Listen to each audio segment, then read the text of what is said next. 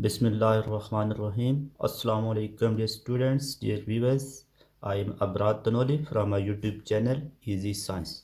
Today our topic of discussion is cathode rays. Students, cathode rays J.J. Thomson ने 1897 में discover की थी और ये होती हैं beam of electrons produced by electron gun. Last lecture में इलेक्ट्रॉन गन से आपने देख लिया थर्मियोनिक एमिशन की वजह से जो इलेक्ट्रॉन एमिट होते हैं, वो जो बीम ऑफ इलेक्ट्रॉन्स होते हैं उनको हम नाम देते हैं कैथोड रेज, क्योंकि ये नेगेटिव इलेक्ट्रोड से एमिट होती हैं और उसको हम नाम देते हैं कैथोड का। नेगेटिव इलेक्ट्रोड को हमने कैथोड का नाम दिया हुआ था इलेक्ट्रॉन गन में, तो कैथोड से एमिट होने की वजह से इनको हम कैथोड रेज भी कहते हैं। अब ये कैसे बिहेव करती हैं जब इनको इलेक्ट्रिक फील्ड में से पास किया जाए और मैग्नेटिक फील्ड में से पास किया जाए। Deflection by electric field. Students, 6.3 volt का पोटेंशियल डिफरेंस आप दें इलेक्ट्रॉन गन में टंगस्टन फिलामेंट को और उसमें से 600 मिली एम्पेयर का मिनिमम करंट फ्लो हो जाए तो ये काफ़ी होता है पोटेंशियल इलेक्ट्रॉन को टंगस्टन फिलामेंट से एमिट करने के लिए।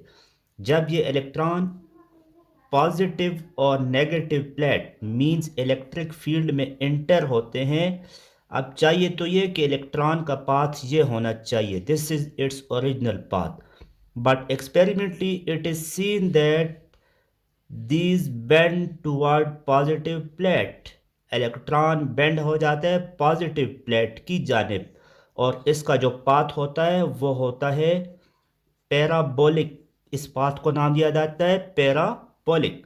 अब चूंकि इलेक्ट्रॉन पे नेगेटिव चार्ज है तो नेगेटिव प्लेट नेगेटिव को रिपेल करती है और पॉजिटिव इसको अट्रैक्ट करती है, जिसकी वजह से इलेक्ट्रॉन डिफ्लेक्ट हो जाता है टुवर्ड पॉजिटिव प्लेट। अब ये कितना डिफ्लेक्ट होता है मींस डिग्री ऑफ डिफ्लेक्शन इसमें कितनी है, ये डायरेक्टली प्रोपोर्शनल होती है strength of electric field. Electric field जितनी स्ट्रांग होगी डिफ्लेक्शन उतनी ज़्यादा होगी, डिग्री ऑफ डिफ्लेक्शन कम हो जाएगी अगर इलेक्ट्रिक फील्ड की स्ट्रेंथ कम हो जाएगी। Second one, deflection by magnetic field. अब इलेक्ट्रॉन को जब आप मैग्नेटिक फील्ड में से पास करवाते हैं, चाहिए ये कि इस पाथ पे जाता, लेकिन एक्सपेरिमेंटली ये देखा गया है कि इलेक्ट्रॉन का पाथ जो होता है वो मैग्नेटिक फील्ड में सर्कुलर पाथ होता है। कैसा पाथ होता है? सर्कुलर, इस तरह एक दायरा होता है। यहाँ पे आप फ्लेमिंग लेफ्ट हैंड रूल या right hand palm rule use करें। Magnetic field into the white board है, इलेक्ट्रॉन की मोशन किधर है, मेरा थंब जिस डायरेक्शन में है उस डायरेक्शन में, फोर्स किधर लगनी चाहिए, अपवर्ड डायरेक्शन में। ये कन्वेंशनल चार्ज पॉजिटिव चार्ज के लिए है, लेकिन जब इलेक्ट्रॉन की बात करें नेगेटिव चार्ज हो तो फोर्स उसके अपोजिट हो जाती है, डाउनवर्ड, जिस तरह यहाँ पे है। तो इस केस में जब मैग्नेटिक फील्ड में से इलेक्ट्रॉन को पास किया जाता है तो ये क्या हो जाता है, सर्कुलर पाथ ओबे करता है। अब ये चीज़ें पता होनी चाहिए आपको।